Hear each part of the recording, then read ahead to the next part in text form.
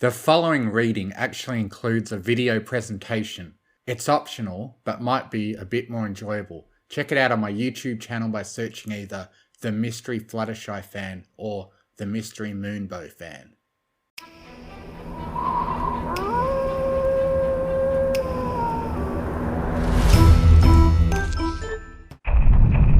Day 5. Day 5. I can't believe it. Fluttershy was attacked last night.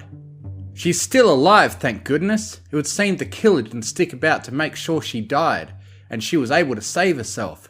Well, she was able to use the medical equipment she keeps in her home to patch herself up. It was apparently a messy job, but it kept her alive until she was found this morning. When I heard the news circulating around town that Fluttershy was the latest victim of the serial killer, I rushed straight to her house. Rainbow Dash was already on the scene with her team. It seemed she was the one who found Fluttershy as she went to check on her this morning. She wouldn't let me in to see her, but promised me that she was alive and they were doing everything they could to keep it that way. I was still worried since 2 medical professionals had already been killed, but it seems that despite only having a small clinic, PonyVille has a few more nurses and another doctor besides Fluttershy. Beyond that, Rainbow Dash is apparently trained in first aid, so I'm satisfied that Fluttershy will get the care she needs.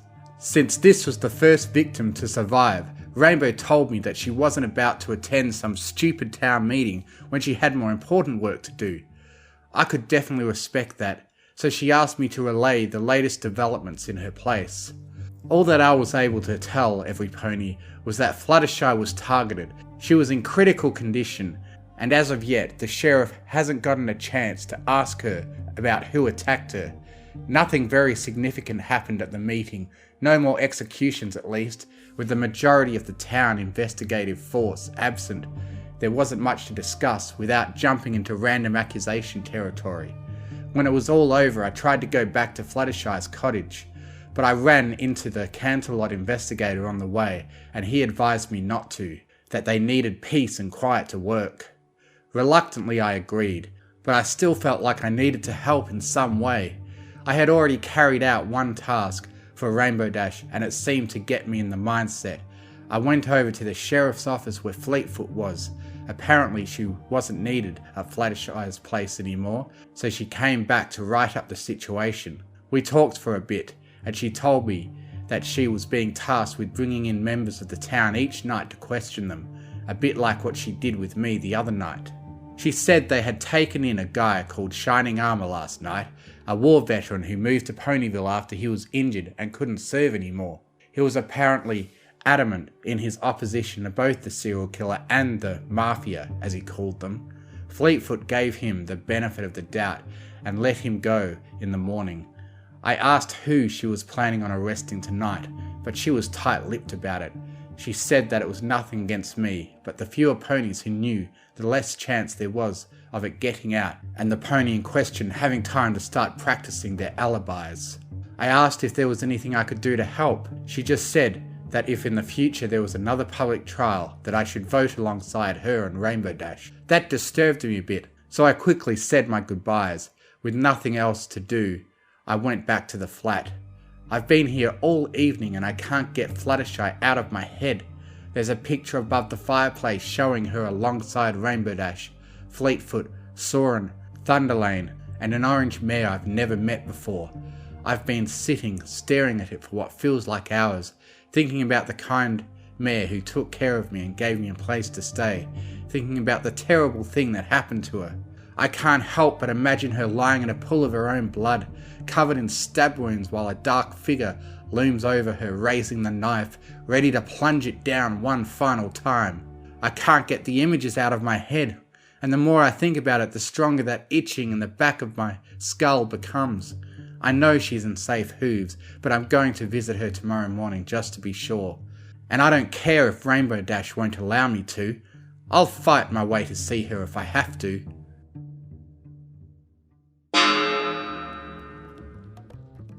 Diary of Spike. Saturday, 12th November. A survivor.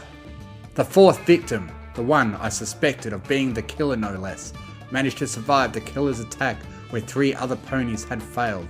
I know it's not fair to still suspect Fluttershy after what happened to her. I mean, there's no doubt that those wounds weren't self-inflicted, but still, pretty miraculous how it all turned out. Rainbow Dash allowed me to sit in while she was being questioned, although rather reluctantly. This was pretty late in the day after she was finally awake and well enough, saying that she was still in a pretty terrible state. Rainbow Dash was surprisingly gentle with her. She couldn't tell us much, which is where the lingering suspicion comes in. She claims that she got up to investigate why the animals outside were causing a racket. She says the killer struck from behind as she went to the front door. They were apparently already in the house and hiding in the shadows, as she claims. Of course she went down then and there, but the killer didn't stop. They continued to stab intermittently, taking their time. Again, all the wounds lined up with the previous victims. I asked Fluttershy if she could identify the killer, but she couldn't. Apparently they were very careful not to get into her direct line of sight, and any glimpses she did catch, they appeared to be covered in some dark clothing. That annoyed me. Why would the killer try to stay hidden from their victim after they've already injured them enough that they couldn't call for help or escape? I wanted to press her, but Rainbow Dash was content to continue on and not let me get a word in. Fluttershy then told us that when the killer was done, they simply left. At that point, I was ready to stand up and declare bollocks on the whole thing. Why the hell would the killer leave before she was even dead? I know those injuries were bad, but that was a huge risk to take, as they've just shown. And am I expected to believe that any pony who sets out with the intention to kill others would be satisfied enough to leave without watching them die first? The entire thing stinks to me. Fluttershy becomes my only suspect, and suddenly she is almost killed, and her story ends up raising more questions than it answers. Whatever is going on here, I don't like it one bit. Earlier in the day, while we were still waiting on Fluttershy to wake up, Rainbow Dash mentioned that they arrested a pony called Shining Armor last night. She told me he was a war veteran, something most ponies in the town knew, but that got me thinking. A soldier could very well have taken lives before. They might know better than most where to cut if they want to ensure death. So while the town meeting was going on, which we hadn't bothered to attend since we were too busy dealing with Fluttershy, I went over to his house and did a little snooping. When some pony keeps weapons, that raises question marks. But when some pony keeps weapons hidden in a trunk under the floorboards of their bedroom, that raises alarm bells. The guy was packing tons of stuff. Rifles, pistols, ammunition, and several different blades. God knows how he managed to smuggle all that after he was let go. They all looked to be cleaned and maintained regularly. You know, like you would do if you wanted to hide any evidence of usage. With the exception of one little detail. I was about ready to call in an armed squad from Canterlot to have this guy arrested for the murder of 3 ponies and the attempted murder of another. That tiny detail was that he couldn't have been the one to attack Fluttershy, as she was in jail all night. It's clear from the precision of the wounds that Fluttershy was injured by the same pony who carried out the last 3 murders, which throws a spanner into that line of investigation. Still, that's a lot of weapons he's keeping illegally. I have a feeling I'll still be having him arrested when this is all over, regardless of whether he is the killer or not.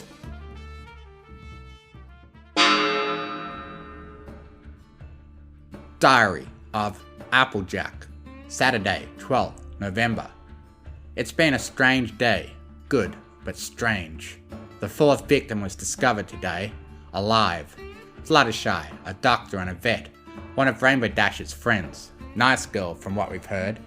From the newcomer with no memories for some reason, she managed to save herself after being attacked, and then Dash discovered her this morning and was able to get her proper treatment. By the looks of it, this case won't last much longer once the girl wakes up and tells us all who the killer really is.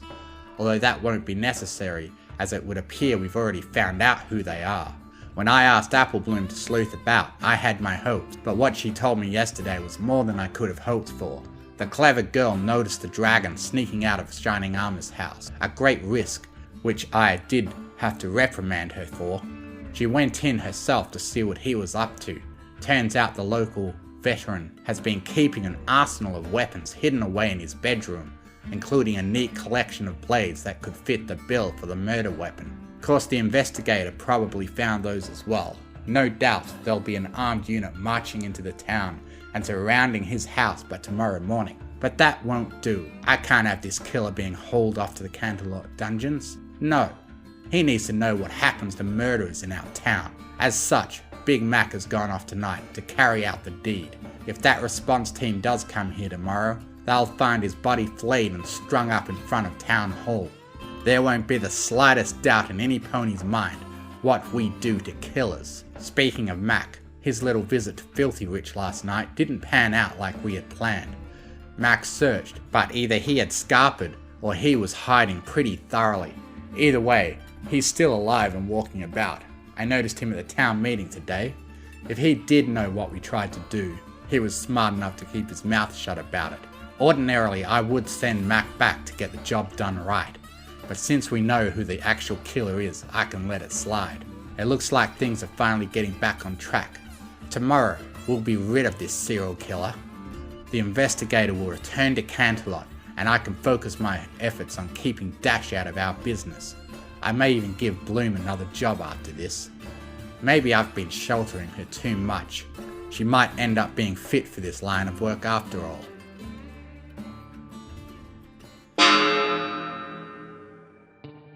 Diary of Rainbow Dash, Saturday, 12th November. It's days like this that make me believe that there's a god up there. Fluttershy is alive. She's alive and she's gonna be okay according to the doc. I swear it was personal when the killer got Thunderlane. But this is really personal. Spike probably thinks he's going to jail once we catch him. But after what he did to Fluttershy, I'm gonna make sure he swings from those gallows. Not much else to say today. Fleetfoot questioned Shining Armor last night, but she gave him the all clear. The new girl was pretty devastated when she found out about Fluttershy. I was sure she was going to trample me down to see her. I'm really starting to like her. It'll be good when this is all over and we can hang out like normal ponies. She also seems eager to help in the investigation, and while I can't really let her in too much, I did let her take the meeting today in my place. There wasn't much to report from what I heard from Scoots. It didn't even last long. No news today from Scootaloo or Soren, although Soren seemed pretty glum, uncomfortable. It's probably just because of what happened to Shy. He did take what happened to Thunderlane pretty badly too. Fleetfoot took care of the office work today while I stayed by Shy. She's getting ready to jail the town bicycle tonight. Who knows what dirty little secrets she's heard through pillow talk. When Fluttershy was awake and ready, I asked her a few questions about what happened to her, hoping she was able to identify the killer. Spike asked to sit in. I said he could as long as he let me ask the questions. Not that stopped him from butting in occasionally. I don't know what his problem is. Maybe he doesn't like Fluttershy or something. But his bedside manner sucks. Unfortunately, she wasn't able to give us any useful information. The killer was apparently pretty careful to stay hidden, remaining out of her sight and wearing something obscuring. One thing I picked up on was that Fluttershy said the killer was already in the house when she got up. While the doc was treating her, I looked about.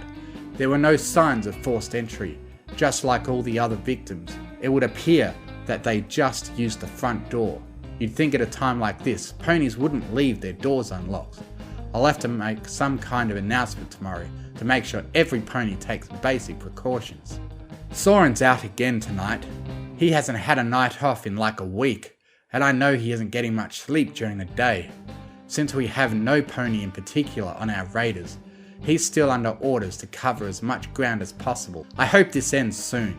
The distance between us is getting more and more pronounced. How did I let things get this bad between us?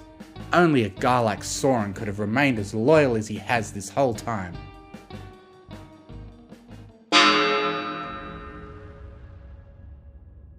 Diary of Filthy Rich, Saturday, 12th November. They must be onto me. The apple whore sent her lumbering goon to my house last night. No doubt they've discovered my intentions and planned to silence me. Luckily I was able to hide from the oaf, but I won't be able to keep this up forever. I need to strike soon. I need to cripple her before she can act against me. That mad pony who works in the bakery, Pinkie Pie, she was foolish enough to show her hand to me. She's revealed her hand and now I have my target. It only took a little research at the library to find out that the pies and apples are not so distant relatives. Of course she would be a member of the family, probably quite a high-ranking member considering how much they tend to favour those who share their blood. The little tart has been speaking out quite a lot, throwing blame around and drawing attention to herself. It won't take much to convince the town that she's doing this because she has been the killer all along. Applejack will try to defend her, but the sheep outnumber the wolves in this town. If I'm loud enough, our votes can drown out theirs. When that pink menace is hanging by her neck, the apples will be weakened, struck to their very core. I won't have to take many more steps after that before Applejack is joining her dear cousin in hell. Then I shall finally have my revenge.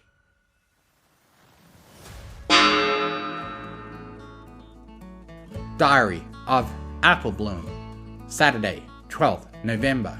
Today has been great. Things are finally starting to look up around here. The killer's still about, but their latest victim managed to survive. It was that nice Pegasus Fluttershy who looks after the animals. She's apparently a doctor too, which is probably why she was able to save herself. I think Scootaloo knows her pretty well, so I'm sure she's delighted. To make things better, we think we might have finally found out who the killer is, and I was the one to have found it out. Applejack was so proud of me when I told her.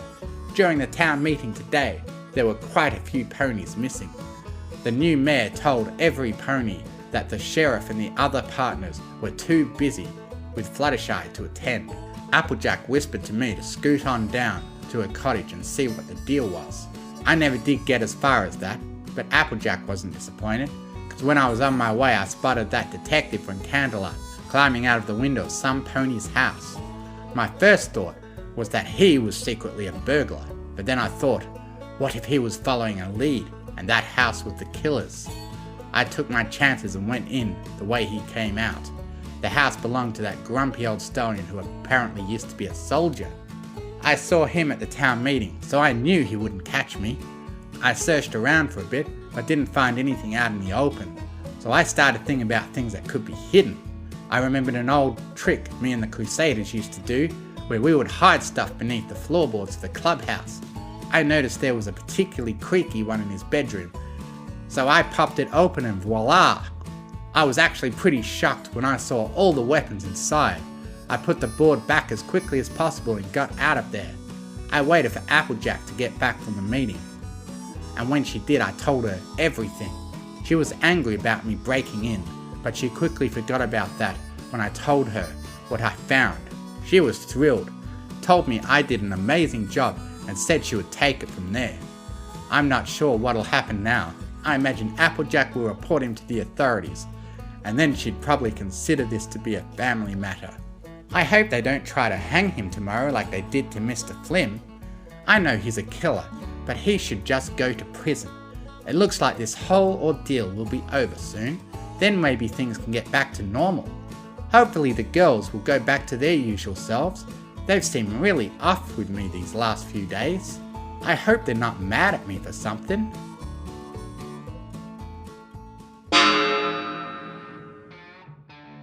Diary of Soren, Saturday, 12th November. Fluttershy almost died. My heart stopped dead in my chest at the thought of how she almost went the same way as Thunderlane. But she's alive. The killer must have slipped up or something, but she's alive. I thought for a while she would be able to tell us who did it, but Rainbow told me she didn't know anything. Apparently the killer wears dark clothing in order to hide their identity. I'll have to look out for that during my patrol. I can't believe I missed them last night. I know I can't watch all of PonyVille at all times, but I feel like I could have prevented this if I'd been in the right place at the right time. I didn't visit Rarity last night. After our last time together, it's clear I have to break things off. The things she said, she sounded deranged. That's not love, that's obsession, and it's dangerous. I need to back up and tell her the truth before she does anything foolish.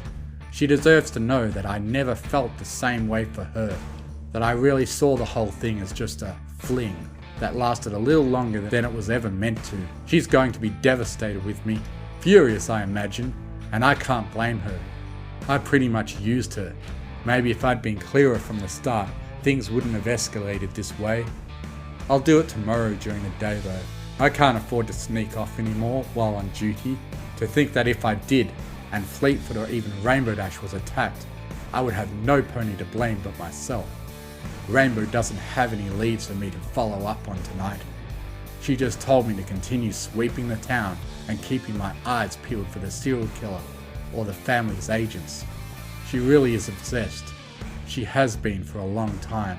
If I'd been half the man she thinks I am, I would have stuck by her side and helped to overcome her obsession. But could an obsession so deeply rooted even be brought to an end?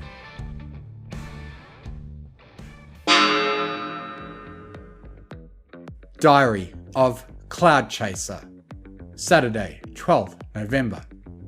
Wonderful news. I was at the spa with Rarity today and she told me that she finally confessed her feelings outright to Soren and told him to ditch that blind as a bat sheriff. Oh, it makes me feel giddy to think that someday I could be a bridesmaid at the wedding of Soren and Rarity. And hey, even if he dumps her, she might give me permission to have a go with him. He's clearly a bit of a cad going with Rarity for so long behind Rainbow Dash's back. Nothing makes me quite as warm inside as flashing dashy grin that says, I know something you don't know. Well, almost nothing. Speaking of which, I had a chance encounter with that handsome stallion Caballeron last night, the one who covered the bill for our lunch the other day. Despite having only been in town for a few days, he stuck about to claim a prize for his chivalry. Of course, Rarity sent him my way. She was never one to put out for a free meal. Not recently anyway. Of course he was under the impression that it would make us Eve. But after a few glasses of wine, I quickly made him tip the scales in my favour. By the time the sun rose this morning, he owed me quite a bit of money. Of course he wasn't happy about paying, but once I reminded him of all the things he told me about his involvement with the Apple family, he was suddenly a little more giving. He even looked a little queasy at the thoughts of me spilling my guts to the town sheriff about him dabbling in identity theft. I think the fates of the Flim and Flam brothers were still fresh in his mind. On that thought, I haven't heard any more from Applejack. I was half expecting some nice stones to come around and break my legs for refusing her offer, assuming I couldn't bed them first. She's probably waiting until this whole serial killer business dies down, which shouldn't be long considering the killer left their latest victim alive. I might have to look into booking a vacation to Canterlot soon, just to get off Applejack's radar. I suppose I could take her advice and pay a visit to the nice investigator from Canterlot. A few nights with him, and he might even let me go home with him.